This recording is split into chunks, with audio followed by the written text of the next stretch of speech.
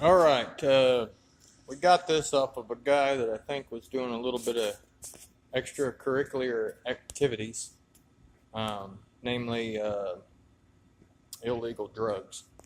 All the wires were chopped off of it. He was trying to fix it himself. I gave up on the harness because it's literally just chopped into pieces.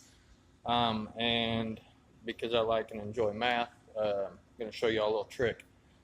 Any of these four-wheelers that don't have a lot of, let's say, timing advances, things of that nature, especially these old ones, if they run off of just DC power, I was going to show you how you can make just a simple system and just get rid of all the crap. You can literally make one of these run for, probably about $25. So here's what we're going to do. First of all, this is a typical CDI off of all those Chinese computers. It is a DC system. These look the same as the AC, but the DCs are a lot bigger in size. And so what we have done here is I went ahead and made up a map here.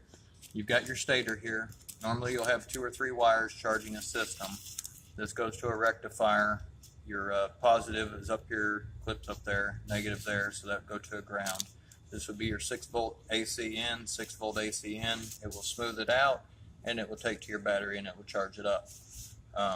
So that's that part. Right here, we've got 12 volts from the battery.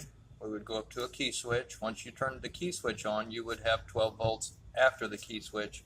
A lot of these wires on four-wheelers are usually black. So what we would do is we'd run this up to the bottom of our DC computer. Make sure if you buy one, it's DC. This gives us power to our computer now. So once we have power and we start the motor, it will allow it to spark. Without 12 volts going to this, with the key off, even if you got the starter to turn over, you don't have the main source of power, so you would not get a spark. We have a trigger. A lot of times trigger wires will either come with 1 or 2 colors. If they're bolted in, they're grounded to the actual case. Sometimes they will come with another color. A green one that comes out, and you'd have a 2-wire system. One of them would just have to be grounded out. Normally they are green, and usually they're blue and white when they come out of here. On this DC system, it comes to the top left, and then when we get a signal with our 12-volt input and our little 2-volt deal that says, hey, open the floodgate, the gate opens, and you get power going to your coil. You either have a 1-wire coil system or a 2-wire coil system. 1 wire, the coil would actually be grounded to the frame, and the metal has to touch bare metal or you will not get a spark. If you have a 2-wire system, one of them has to be grounded out to the frame. So now we go to our key switches on, and now we need a starter button to turn our starter on. So what we would do here is, of course, we just inline our starter button. We have a solid 12 volts there after the key is on, and we need to make it go to a starter relay. Here's a typical starter relay. So you would have 12 volts coming from your battery here, which I actually did not finish that.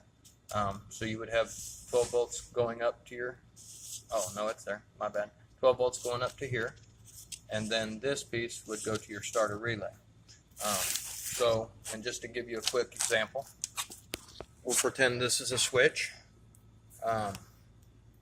So I've got this here, and then I turned my switch on, and that clicks. Now once you do that, these two, which are heavy duty current, would allow all your amps and volts from your battery from the battery go directly to your starter motor, and that would engage the starter. Okay, so to show you all this works, I've already got this hooked up exactly how I've showed you. We have our pickup trigger, which is coming out of this Honda fourtrax, is this blue and white wire. I do have a ground, so I went ahead and ran that ground to mini grounds, which hook to the frame. There's about 3 different ones. So I've got a ground here, I've got a ground here, and I have another ground that goes to the frame, and I have a ground that goes to the coil. So we've got our positive here, and that runs up to our blue and white wire, which is the bottom one here. And then we have this green wire which goes to our coil. And what I will do is I will show you that this actually works. Well, I'm going to have to hold this with one hand because none of this is actually set up. Let's see if we can get her to spark.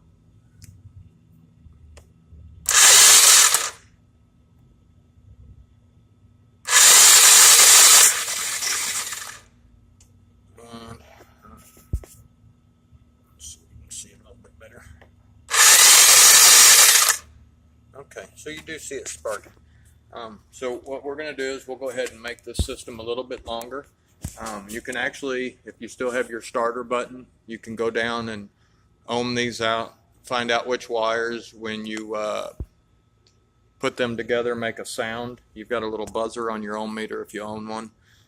So we can implement that. We can actually implement the key switch still. So we'll be able to use some of that stuff, but as far as like your oil lights and all that crap, it's all going to be gone. But this thing will start up and run. And just so you know, I mean, you can do all this literally very, very cheap. You know, the computers for some of these are over $100, and I've already done this to one. But anyway, it's just a cool little design. It's 12 volts. This math's going to work. This is solid information. Anybody that says it ain't going to work doesn't understand electricity, and I don't want to hear their shit. So anyway, y'all have a good day. Redneck way to get your four-wheeler running cheap.